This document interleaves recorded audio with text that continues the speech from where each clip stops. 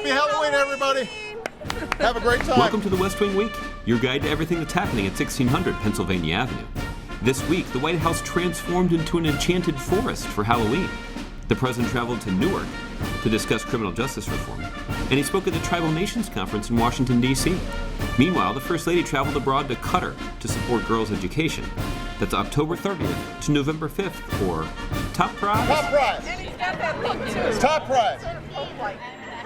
On the eve of All Hallows Eve, staff was busy transforming the White House grounds for 4,000 visitors, including local school children and military families who would come the next day. On Halloween, the Enchanted Forest came to life.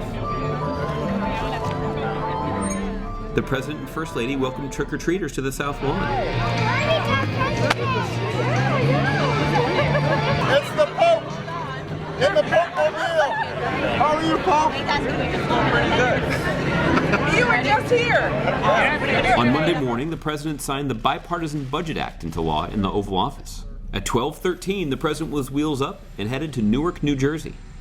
There, he met with local leaders at Integrity House in Newark, a nonprofit that recognizes the importance of prisoner reentry and tackles all aspects of reintegration, including transitional housing, job training, substance abuse treatment, and recovery. Then the President spoke at Rutgers University about the need for comprehensive criminal justice reform and announced new actions to reintegrate formerly incarcerated individuals back into their communities. There are people who have gone through tough times. They've made mistakes, but with a little bit of help, they can get on the right path. And that's what we have to invest in. On Tuesday, the First Lady, joined by Conan O'Brien, visited a military base in Qatar to show her support for the 11,000 U.S. troops stationed there. And on Wednesday, the First Lady spoke at the World Innovation Summit for Education, or WISE, in Doha, Qatar. While she was there, she took a tour of the WISE Summit Learning Labs. Meanwhile, back at the ranch, the President hopped on a phone call with HHS Secretary Sylvia Burwell to discuss how Americans can enroll in health insurance. The open enrollment period ends on January 31st, so be sure to get covered today at healthcare.gov. In the wee hours of Thursday morning, the text of the Trans-Pacific Partnership Trade Agreement was released. You can read the whole agreement online and learn how the agreement will be good for the economy, good for job creation, and most importantly, good for middle-class workers.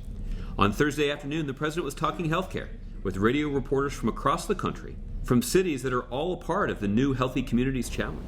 Community that gets the most new eligible folks signed up, I'm going to come visit and congratulate them, and we'll have a little healthcare rally. And later, the President, otherwise known as President Barack Black Eagle, spoke at the Tribal Nations Conference. While he was there, he took part in a discussion with Native youth about the challenges facing Native American communities. So stay engaged with us online, and remember, you can find out more information about any of these topics and see complete videos at whitehouse.gov. Thanks so much for checking out this edition of Your West Wing Week.